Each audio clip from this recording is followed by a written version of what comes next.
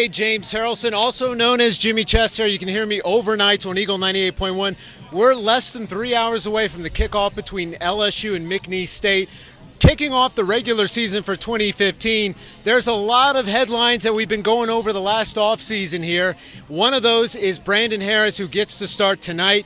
Brandon Harris has told us that he's had a great offseason. Not only has he been working well with teammates, he's also gained 25 pounds of muscle, and that's probably the big storyline going into tonight's game against the Cowboys is how is Brandon Harris going to work this offense? Another big storyline for the Tigers, Leonard Fournette, who, get this, tells us that he's bigger, stronger, and faster. Yeah, Kanye West would approve. That's absolutely frightening.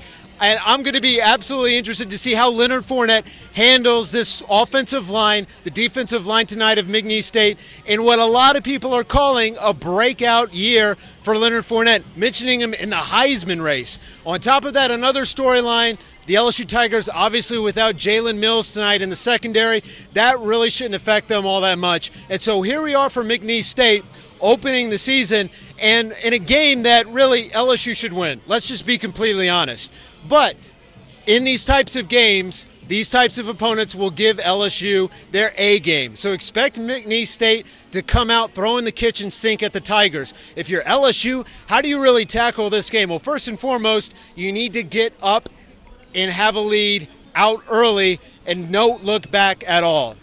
Build a lead, start piling up those touchdowns so you can get the starters rested and bring people in off the bench. On top of that, you don't want to have any injuries because a week from tonight, that's when the real competition kicks off, when the Tigers head up to Starkville to take on the Mississippi State Bulldogs. Keep it locked right here to Eagle 98.1 and 104.5, 104.9 ESPN Baton Rouge for full coverage today. The game obviously will be at 6:30 on Eagle 98.1. Then 90 minutes following that game is the post-game show with Charles Handegriff and Alan Risher over at Walk-Ons. You'll also be able to hear that online at eagle981.com. On top of that, be sure to follow everyone from 104.5, 104.9 ESPN on Twitter. We'll be giving you game updates throughout the game. We'll be posting photos and videos, so keep it locked right here. I'm James Haralson, broadcasting from Tiger Stadium for LSU and McNeese State.